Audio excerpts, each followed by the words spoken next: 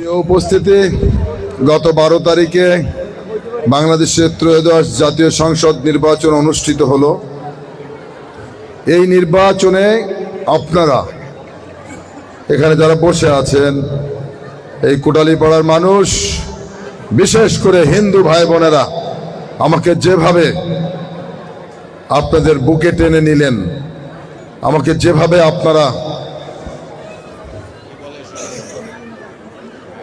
বন্ধনে আটকে রাখলেন, আমাকে যেভাবে ভালোবাসা দিলেন, আমাকে যেভাবে বিশ্বাস করলেন, আমার প্রতি যেভাবে আস্থা রাখলেন, আমি আমার জন্য একটু আশীর্বাদ করবেন। আমি যেন আপনাদের এই বিশ্বাস এবং আস্থার জায়গাটা ধরে রাখতে পারি। আমি যেন আপনাদের শান্তি এবং নিরাপত্তা, সর্বাগ্রে আপনাদের শান্তি এবং নিরাপত্তা, এই জিনিসটা যেন আমি নিশ্চিত করতে পারি। আমি যেন আমার সামর্থ্যের সবটুকু উজাড় করে আপনাদের পাশে থাকতে পারি। আমাকে শুধু আশীর্বাদ করলেন। আমাকে যে ঋণী করলেন আপনারা, আমাকে যে দায়ভার আমার কাঁধে দিলেন, আমাকে যে জবাবদিহিতার মধ্যে নিয়ে আসলেন, আমাকে যে পরীক্ষায় আপনারা ফেললেন, আমি এই পরীক্ষায় যেন শতভাগ উত্তীর্ণ হতে পারি আপনাদের জন্য কাজ করে। সেজন্য আমার জন্য আশীর্বাদ করবেন। আগামী একদিন পরেই আমি শপথ গ্রহণ করব। আমার জন্য দোয়া করবেন, আমি যেন মন্ত্রী পরিষদে ঠাঁই করে নিতে পারি।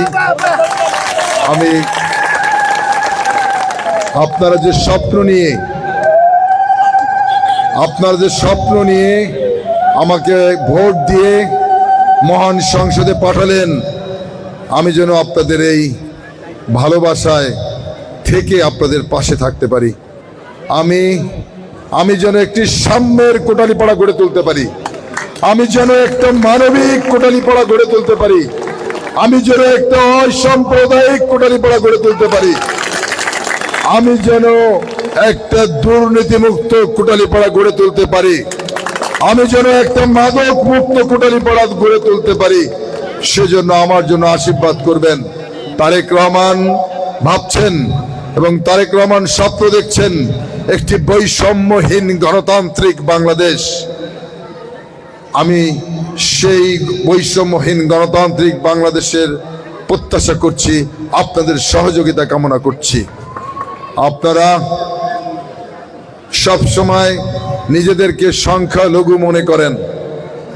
মনে রাখবেন, বাংলাদেশ জাতীয়তাবাদী দলের প্রতিষ্ঠাতা, আমার আদর্শের জনক শহীদ রাষ্ট্রপতি জিয়াউর রহমান, তিনি আমাদের সংবিধানের সংযোজন করেছেন। এ রাষ্ট্রের মালিক জনগণ। আর এই স্বাধীনতা মহান যুদ্ধের মধ্য দিয়ে আমরা যে বাংলাদেশ নামক দেশটি আমরা পেয়েছি, এই বাংলাদেশের ভূখণ্ডে হিন্দু, মুসলিম, বৌদ্ধ, খ্রিস্টান, পাহাড়ি, সমতলী, মগ, মর্মক, তঞ্জঙ্গা, বিভিন্ন জাতি, ধর্মে, গোত্রের মানুষ এই বাংলাদেশে আমরা বসবাস করি। আমরা যারা এই ভূখণ্ডে বসবাস করি, আমাদের সকলের একটা মাত্র পরিচয়, যে পরিচয় আমরা পরিচিত হতে চাই, সে পরিচয়টা হচ্ছে আমরা সবাই বাংলাদেশি। আমরা এখানে কেউ সংখ্যালঘু, কেউ সংখ্যাগুরু নই।